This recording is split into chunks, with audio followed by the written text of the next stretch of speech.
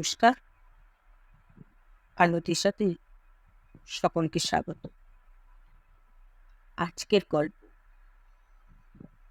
সুচিত্রা ভট্টাচার্যের লেখা দ্বিচারিতা। বাড়ি ফেরার পথে মন স্থির করে ফেলল রঞ্জন। অনেক হয়েছে, আর নয়। আজই কথাটা বলে ফেলতে হবে সীমাকে। বলতেই হবে, কতদিন আর এভাবে ধনু করে পা দিয়ে চলা যাক। এবার একটা এসপার ওসপার দরকার। ছুটন্ত মিনিবাস, এখন ভিড়ে ভিড়। একটু আগেও রঞ্জন স্ট্যান্ড থেকে উঠেছিল। বেশ ফাঁকা ছিল বাস। বসার জায়গাও ছিল এক আধটা।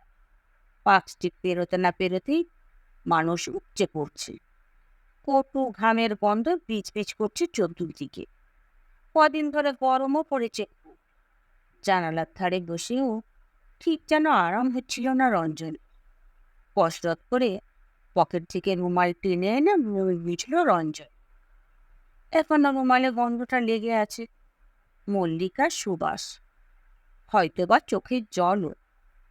রঞ্জন কাছে থাকলে মল্লিকা কখনো নিজের রুমাল ব্যবহার করে না। রঞ্জনেরটাই তার চায়। চোখ বুজে মল্লিকাকে চোখে আনলো রঞ্জন। মেয়েটা এখনো বড্ড ছেলে মানুষ।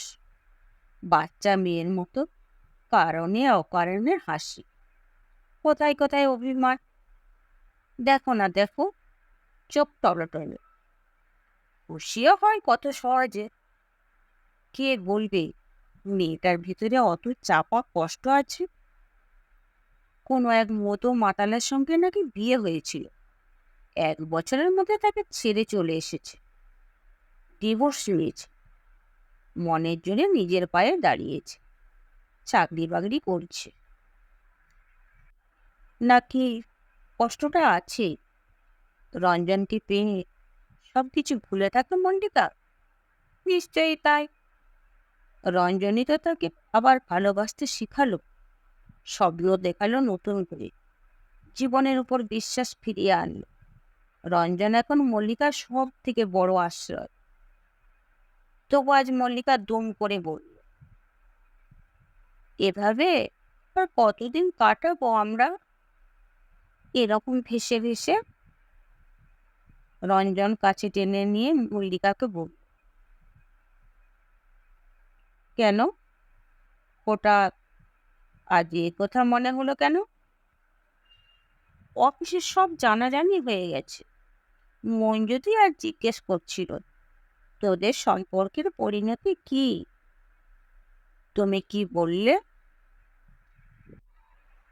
কি বলবো, আমি তো নিজেই জানি না। মল্লিকা আঙুলে রঞ্জনের রুমালটা পাকাচ্ছিল। হঠাৎ থেমে গিয়ে বলল, ডিভোর্সি মেয়ে আমি। আমায় নিয়ে কত লোক কত কিছু বলে। মঞ্জুতি বলছিল, রঞ্জন রায় বউ ছেড়ে তোকে বিয়ে করবে না। দেখে নিস, তোকে খেলাচ্ছে। রঞ্জন গুম হয়ে গিয়েছিল। তোমারও কি তাই বিশ্বাস? তোমারও কি মনে হয় আমি তোমায় খেলাচ্ছি? আমি কি তাই বলেছি? অফিসে সবাই যা বলা বলি করে। বলো, যে যা খুশি। ঠিক সময়ে সবাইকে দেখিয়ে দেব আমরা। রঞ্জন একটু দম নিয়ে বলেছিল, তুমি তো জানো আমি তোমায় কি ভীষণ ভালোবাসি। তোমায় ছাড়া আমাকে আর কটা দিন সময় দাও প্লিজ। টালিগঞ্জ এসে গেছে। হাঁকাহাঁকি করছে কন্ট্রাক্টর। পকেটে রুমাল গুঁজে রঞ্জন উঠে পড়ল। ভিড় ঠেলে এগোলো গেটের দিকে। সামনে মায়ের হাত ধরে একটা বাচ্চা ছেলে গুঁতোগুঁতিতে ছটফট করছে বেচারা। একদম বামুনের বয়সী। রঞ্জন টপকে যেতে গিয়েও কি ভেবে ছেলেটার হাত ধরে ফেলল। সাবধানে নামিয়ে দিল বাস থেকে। ছেলেটার মা ধন্যবাদ গোছের কিছু বলল যেন, রঞ্জনের কানে গেল না। অন্যমনস্ক মুখে বাস স্টপে দাঁড়িয়ে রইল একটুক্ষণ। বাবুনের জন্য আজ কি একটা যেন নিয়ে যেতে বলেছিল না সীমা? রং পেন্সিল, স্টিকার, চার্ট পেপার মনে পড়ছে না, থাক, সীমা নিজেই কিনে নেবে। সীমা যদি বাবুনকে না ছাড়ে, যদি জোর করে নিয়ে চলে যায়, তখন তো ছেলের জিনিস তাকেই কিনতে হবে। এখন থেকেই অভ্যেসটা তৈরি হোক। ভাবতে গিয়ে কোথায় যেন একটা কাঁটা খচখচ করে উঠল রঞ্জনের। 4.5 বছরে বাবুনটা তার বড় আদরে, সীমাকে নয় ছেড়ে দেবে, কিন্তু বাবুন ওদিকে আবার ছেড়ে না দিলে সীমায় বা থাকে কি করে? সমস্যা সমস্যা। একটা ব্যবস্থা অবশ্য করা যায়। বাবুন না হয় মার কাছে কিছুদিন রইল, আর কিছুদিন বাবা, কিন্তু সীমা তাতে রাজি হবে কি? যাকগে যাক, তখনকার ভাবনা তখন ভাবা যাবে। রঞ্জন মন্থর পায়ে হাঁটা শুরু করল। হঠাৎ কোত্থেকে রাজ্যের ক্লান্তি এসে ভর করেছে শরীরে। অফিস ছুটির পর প্রতিদিনই প্রায় মল্লিকার সঙ্গে গিয়ে বসে থাকে গঙ্গার ধারে। নদীর স্নিগ্ধ বাতাস আর মল্লিকার টাটকা নিঃশ্বাস সঞ্জীবনী হয়ে সপ্রাণ করে দেয় তাকে। তবু কেন এত ক্লান্তি? তবে কি মল্লিকার কথা সীমাকে বলতে হবে বলে মনে মনে টেনশন হচ্ছে রঞ্জনের? বাড়ির দরজায় এসে বেল টিপল রঞ্জন। অন্যদিনের মতো জোরে জোরে নয়, আস্তে, যেন কোনো অপরিচিত বাড়ির দরজায় এসে দাঁড়িয়েছে সে। সীমা দরজা খুলেছে। এসেছ? দেখো, দিদি তোমার জন্য কতক্ষণ ধরে অপেক্ষা করছে। দিদি মানে রঞ্জনের দিদি, কাছেই থাকে রানীকুঠিতে। রঞ্জনের বিয়ের পর ভাইকে কাছাকাছি রাখবে বলে নিজে বাড়ি দেখে দিয়েছিল। আগে প্রায়ই আসতো, ছেলে মেয়েদের পড়াশোনার চাপ বাড়ায় ইদানিং উপস্থিতি একটু কমেছে। রঞ্জন ঘরে ঢুকতেই দিদি বলল, হ্যাঁ রে, তুই নাকি রোজই এই সময়ে বাড়ি ফিরিস? কি করিস এতক্ষণ? রঞ্জন গম্ভীর মুখে বলল, কাজ থাকে, ওভার টাইম। তা বল, তা এই যে রোজ রোজ ওভার টাইম করছিস, টাকাগুলো জমাচ্ছিস তো? যেটুকু পারি জমাই। হ্যাঁ জমা, কদিন আর ভাড়া বাড়িতে থাকবি? এবার একটা নিজের ফ্ল্যাট ট্যাটের চেষ্টা কর। সীমা রান্নাঘরে গেছে, চায়ের জল বসাচ্ছে বোধহয়। সেখান থেকে চেঁচিয়ে বলল, এই কথাটাই তোমার ভাইয়ের কানে ভালো করে ঢুকিয়ে দাও তো দিদি। এইটুকু এইটুকু দুখানা ঘরে থাকি, জল নিয়ে নিত্যদিন অশান্তি। রঞ্জন মনে মনে বলল, অশান্তি তোমার যাবে না সীমা। ফ্ল্যাট হয়তো কোনোদিনও আমার হবে, তবে সে ফ্ল্যাট তোমার হবে না। মুখে বলল, মাথায় আমার ফ্ল্যাট আছে রে দিদি, চেষ্টাও করছি। খুবই ভালো, করতে হলে এই বয়সে করে ফেল। আমাদের তো আর কিছু হয়ে উঠল না, তোর হলে আমার খুব আনন্দ হবে। দিদির স্বরে হালকা বিষাদ, দুঃখ বিলাস। নিজের অত বড় শ্বশুর বাড়ি, তবু আপনি কবনি হয়ে ফ্ল্যাটে ঢুকতে পারেনি বলে হাহাকার। অনর্থক কথা বাড়ল না রঞ্জন। ঘরের কোণে ছোট ছোট পিচবোর্ডের টুকরো জোড়া লাগিয়ে ছবি বানাচ্ছে ভুবন। পশু পাখি, মাছ, ফুল, পাতা। ছেলেটা বড় শান্ত, নিজের জগতেই তন্ময় হয়ে থাকে সারাক্ষণ। রঞ্জন এগিয়ে গিয়ে ছেলের কোকড়া চুলে হাত বোলায়। তারপর ছোট্ট একটা নিঃশ্বাস ফেলে সোজা বাথরুম। বাথরুমটা বেশ ছোট, মলিন, স্যাঁতস্যাঁতে। এ বাড়িতে ঢোকার সময় বাড়িওয়ালা শাওয়ার লাগিয়ে দেবে বলেছিল, আজও দেয়নি। চৌবাচ্চা ব্যাপারটা বড্ড স্থূল, গেয়েও মনে হয় রঞ্জনের। তবু কি আর করা, সীমার মতো রসকসীন নারীকে সে যখন এতদিন সহ্য করেছে, চৌবাচ্চাও নয় চলুক আর কিছুদিন। সীমার মতো সুটকোবার মেয়ে নয় মল্লিকা। দুজনের চাকরি করা সংসারে স্বচ্ছন্দে একটা আধুনিক ফ্ল্যাট বানানো যাবে। মগে করে হরাস হরাস জল গায়ে ঢাললো রঞ্জন। মল্লিকার রুচি আছে, ভারী শৌখিনভাবে সাজাবে সংসারটা।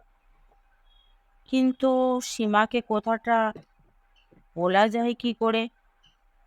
ঝপ করে বলে দেবে? আকস্মিক আঘাতে বিবর্ণ হয়ে যাবে কি আটপৌরে সীমা?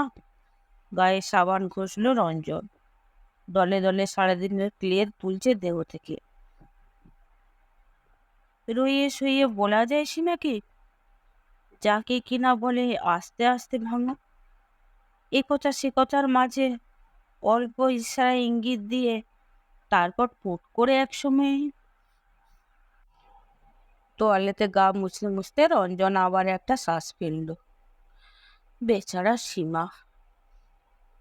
বাথরুম থেকে বেরিয়ে চা খেলো রঞ্জন। দিদির সঙ্গে টুকটাক গল্প করলো। দিদি চলে যাওয়ার পর আয়েশ করে সিগারেট ধরালো একটা। লম্বা লম্বা ধোঁয়া ছাড়ছে।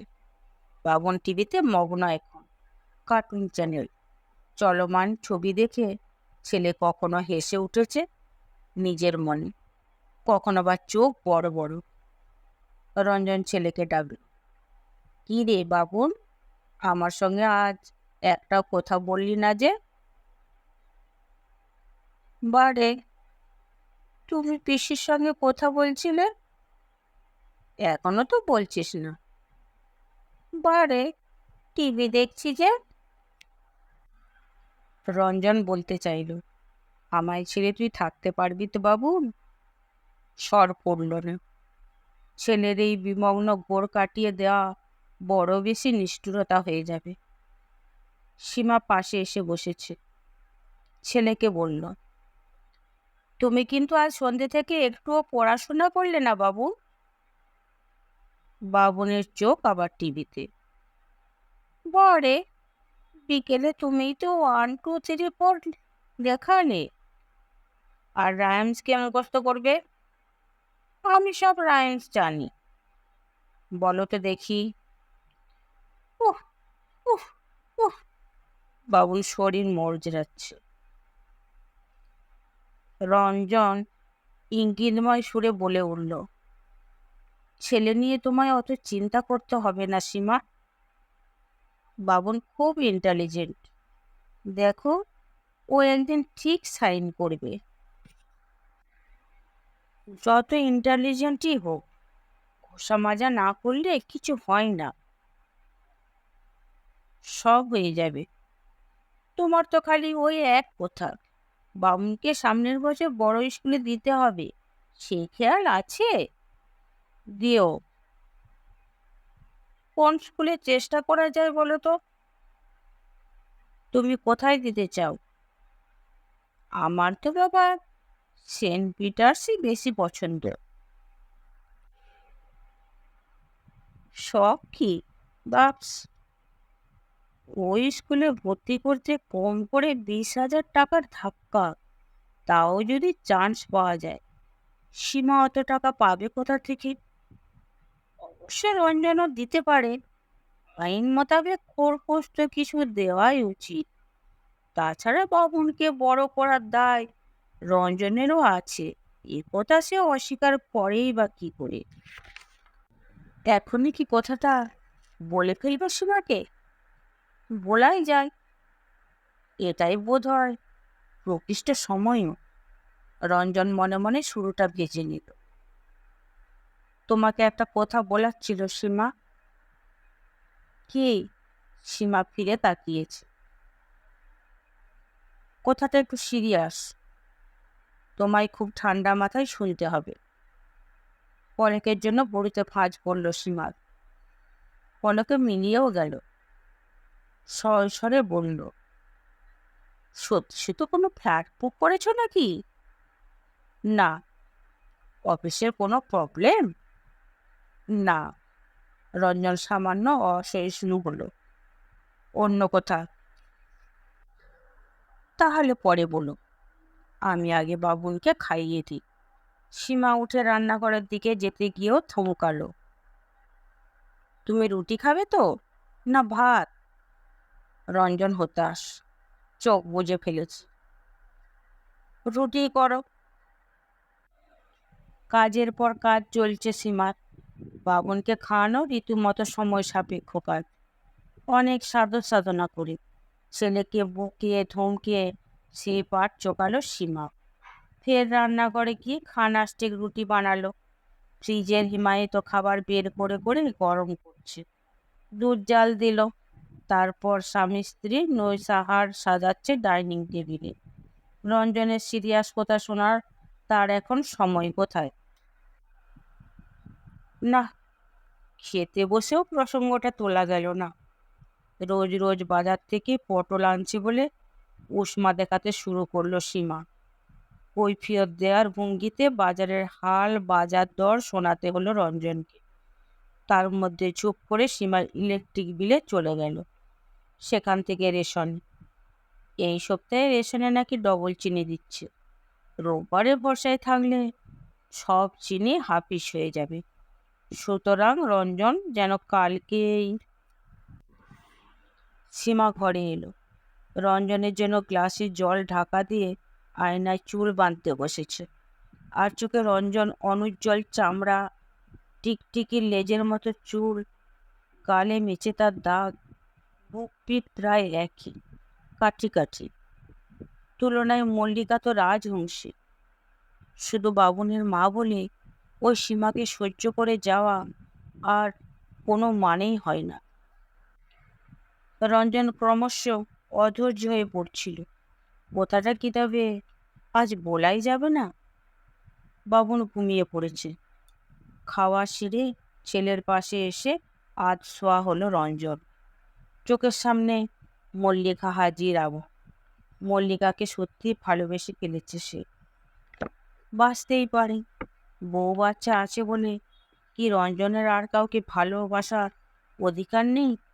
একজনকে ভালো লাগছে আর একজনকে লাগছে না। যাকে ভালো লাগছে তার সঙ্গে থাকতে চাও কি পাপ, অন্যায়? সমাজ চোখ রাঙাবে? সমাজকে কেয়ার করে না রঞ্জন। মল্লিকায় মিশে গেছে তার অস্তিত্বে। মল্লিকা বিনা বেঁচে থাকা এখন রঞ্জনের পক্ষে অসম্ভব। মন থেকে সমস্ত দ্বিধা ছিঁড়ে ফেলল রঞ্জন। ঘরে গলায় ডাকল, সীমা, শোনো, এদিকে এসো তো একটু।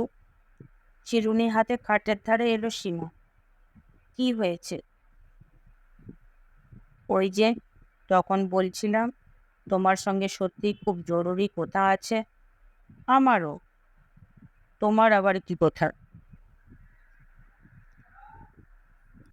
মন থেকে সমস্ত দ্বিধা ছেড়ে ফেলল রঞ্জন।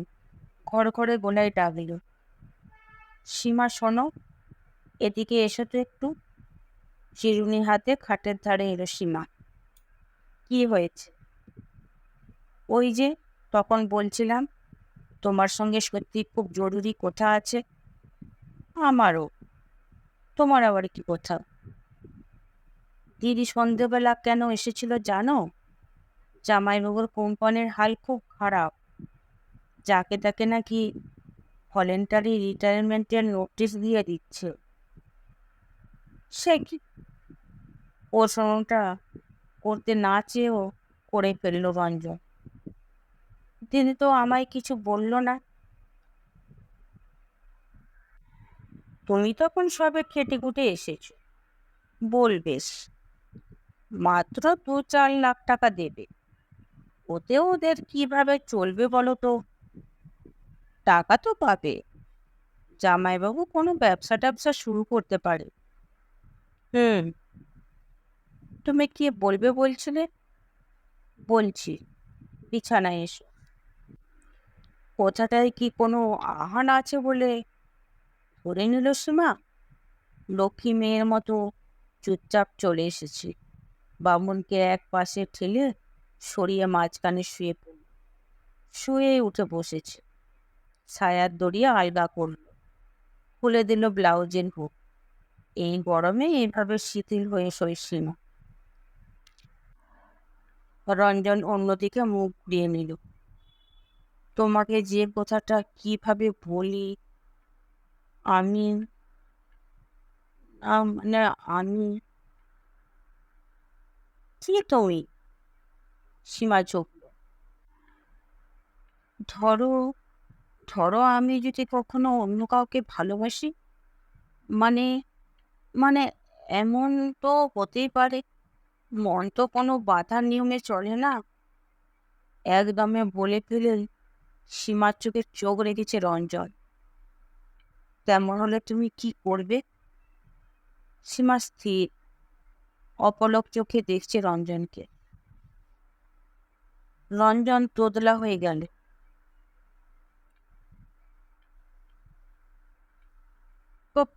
কি কি দেখছো? আমি কি আর কাউকে ভালোবাসতে পারি না? পারো কি? সত্যি পারো? যদি পারি, তুমি তাহলে কি করবে? বলেই রঞ্জন একটা বোকার মতো কাজ করে ফেলল। খপ করে চেপে ধরেছে সীমার হাত। তুমি আমায় ছেড়ে চলে যাবে? সীমা ফিক করে হেসে ফেলেছে এবার। মুরদটা আগে দেখাও, তখন ঠিক করব। বলতে বলতে আরও ঝুঁকছে। হাত রেখেছে রঞ্জনের খোলা পিঠে। এ মা, এই তোমার এখানে কি হয়েছে? বেশ, একেবারে চাপড়া চাপড়া হয়ে গেছে। সীমা হাত বোলাচ্ছে পিঠের মাঝখানটা। নির্ঘাত গরমের থেকে হয়েছে। ইস, জ্বালা করে না তো তোমার? দাঁড়াও, একটু মলম লাগিয়ে দিই। আঙুল নড়ছে পিঠে নাকি জাদুকাঠি? রঞ্জনের শরীর অসাড় হয়ে এলো, মনটাও। উফ, ভালোবাসি বলার থেকেও ভালোবাসি না বলা কেন যে এত কঠিন। নমস্কার। আমার গল্প পাঠ যদি কারো ভালো লেগে থাকে, তাহলে অবশ্যই লাইক এবং সাবস্ক্রাইব করে দেবেন।